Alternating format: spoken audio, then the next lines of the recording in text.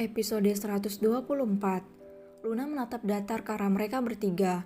Aura yang sangat kuat dan mendominasi terasa mencekik leher mereka hingga mereka kesulitan bernapas. Laura, Melly, dan Giselle menatap ke arah Luna. Mata mereka juga tertuju pada dua pria yang berdiri di belakang Luna, apalagi kehadiran Alex membuat mereka terbelalak kaget. Alex, kenapa dia di sini? Bukannya dia mengkhianati Gamma? Batin Melly saat melihat Alex di sana. Apa ini? Alex juga di sini, batin Laura. Kenapa jadi sepi? Ucap Luna seraya menunduk dan menatap mereka bertiga dengan tatapan tajamnya. Ayolah lanjutkan, bukannya kalian tadi sedang membahas banyak hal penting, Tanya Luna. Mungkin mulut kalian perlu dirobek dulu baru bicara. Ucap Luna seraya mengeluarkan pisau kecil dari dalam kantong celana jeans yang dipakainya. Klik klak, klik klak. Luna tertawa terbahak-bahak sambil membuka tutup pisaunya, persis seperti yang dilakukan oleh Ken. Kenapa dia seperti psikopat? Batin Alex. Ini sisi yang baru dari gadisku. Aku sedih melihatmu seperti ini, sayang. Batin Gamma. Apa yang mau kau lakukan, Apa urusanmu ikut campur dengan kami? Sana kau. Teriak Laura histeris. Tentu aku harus ikut campur karena kau sudah mencoba mengambil suamiku dari sisiku nona manis. Ucap Luna. Dan kau terlibat dengan wanita itu, ucap Luna sambil menunjuk Giselle dengan pisaunya. Apa hubungannya? Tanya Laura seraya melirik sang mama yang hanya diam sejak tadi. Luna menyunggingkan bibirnya, dia menatap Laura sambil menyeringai. Biar ku perkenalkan diriku. Aku Nana Evelyn Anderson, ucap Luna sambil menaikkan alisnya. Pernah dengar nama itu, Nyonya Park? Tanya Luna. Laura dan Giselle terbelalak. Nama itu adalah nama anak kedua Tuan Anderson dari mendiang istri pertamanya. Bagaimana mungkin? Kau tidak mungkin kau gadis sialan itu, bentak Giselle. Dia sudah mati. Kau bukan gadis sialan itu, beraninya kau mengaku-ngaku sebagai anak itu, bentak Giselle. Tuhan memberikan kesempatan hidup kedua kalinya untukku, supaya aku bisa menghancurkan hidup kalian pencuri, sinis Luna. Di mana suamiku? Anak tidak tahu diuntung. Aku tahu pasti semua ini hanya akal-akalan kalian untuk mendapatkan harta Tuan Anderson, teriak Giselle. Di mana kalian sembunyikan suamiku? Teriak Giselle. Jadi Anda tidak tahu di mana suami Anda? Terima kasih, kalau begitu aku pergi dulu. Aku tidak perlu lelah bertanya di mana lokasi pria itu. Sepertinya aku akan segera mengirim kalian ke neraka, ucap Luna dengan santainya sambil berdiri dan beranjak dari kursinya. Ayo sayang, ucap Luna pada suaminya. Sebentar. Alex pegang Luna, ucap Gamma. Gamma berjalan mendekat lalu menatap ketiga orang itu. Kalian harus membayar setimpal dengan perbuatan kalian, baik di masa sekarang maupun di masa lalu. Tunggu hukuman kalian, ucap Gamma. Tidak, Gamma, lepaskan aku. Aku ini tantemu, teriak Melly histeris. Namun Gamma tidak menghiraukan. Mereka ditinggalkan begitu saja di ruangan itu.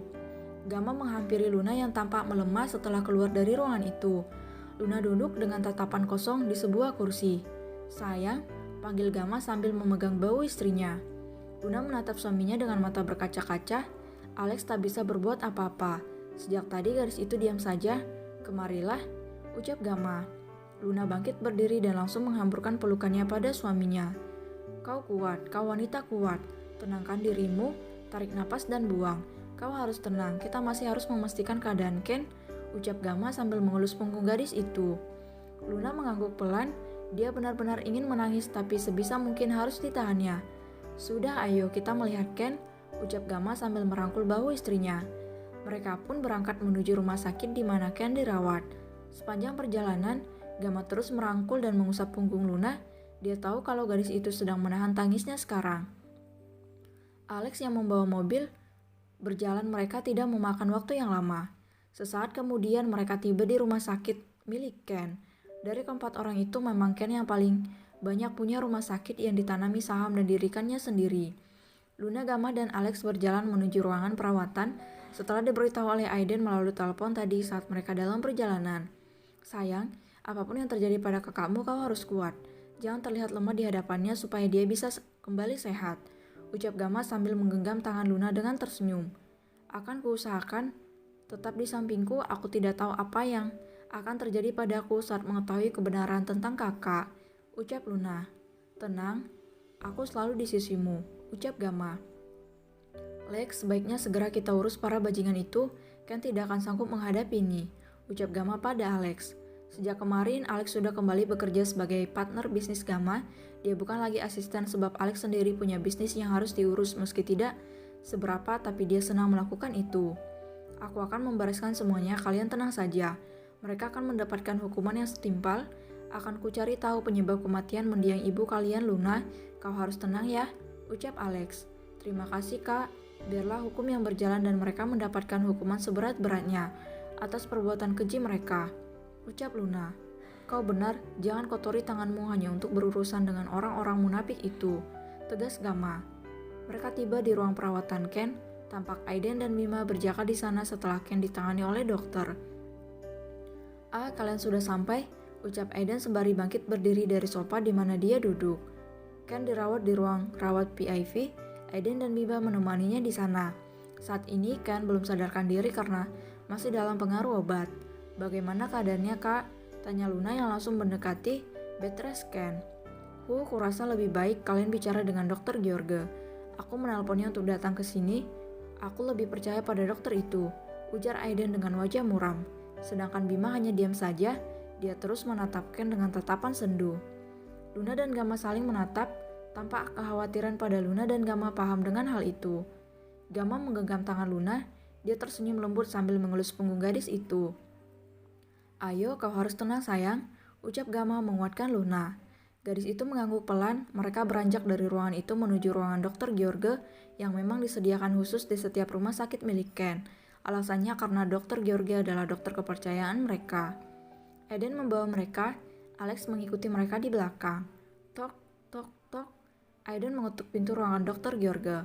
Meski mereka adalah pimpinan, mereka tetap mengedepankan sopan santun sebab dalam situasi ini mereka adalah keluarga pasien yang membutuhkan bantuan dokter. Jika biasanya orang-orang dengan jabatan tinggi memiliki sikap angkuh, tapi tidak dengan mereka. Setelah dipersilakan masuk, mereka melangkah ke ruangan itu. Selamat datang Tuan, Nyonya, sambut Dokter George dengan sopan. Silakan duduk, ucapnya lagi. Dok, apa yang terjadi pada kakak saya? Ada apa dengannya? Tanya Luna sedikit panik. Gamma mengelus punggung gadis itu agar dia lebih tenang. Mungkin mendengar berita ini akan sangat mengejutkan bagi Tuan dan Nyonya. Tuan Ken terkena penyakit meningitis, ucap Dokter George. Kami sudah melakukan CT scan dan serangkaian prosedur pemeriksaan lainnya dan hasilnya Tuan Ken mengidap penyakit meningitis. Jelasnya lagi. Luna, Gamma, dan Alex terdiam. Mereka begitu terkejut dengan berita ini. Kakak, sudah sampai tahap mana dok? Apakah parah? Tanya Luna dengan suara bergetar. Dia menggenggam erat tangan suaminya, berusaha mencari kekuatan dari sana. Gamma dengan setia merangkul dan menenangkan istrinya. Ini juga berat untuk mereka. Untuk meningitisnya, kita bersyukur langsung cepat dideteksi, sebab ini masih tahap awal. Dengan pengobatan rutin, Tuan Ken bisa sembuh Nyonya, ujar Dokter George. Lalu apa yang harus kami lakukan? Tanya Luna. Saya sangat menyarankan agar Tuan Ken mendapatkan perawatan total di rumah sakit, agar pengobatan dapat dilakukan dengan intensif, jelas Dokter George. Dia bisa sembuh kan dok? Tanya Luna. Karena dideteksi dengan cepat, kemungkinan sembuhnya cukup tinggi Nyonya. Tugas kita selanjutnya adalah memberikan semangat pada Tuan Ken. Dia mungkin akan melalui fase paling berat. Saya harap kalian semua senantiasa mendukungnya, ucap Dokter George. Syukurlah dok. Tolong lakukan yang terbaik, saya mohon, ucap Luna penuh harap. Kami akan melakukan yang terbaik Nyonya, ucap Dokter George meyakinkan Luna.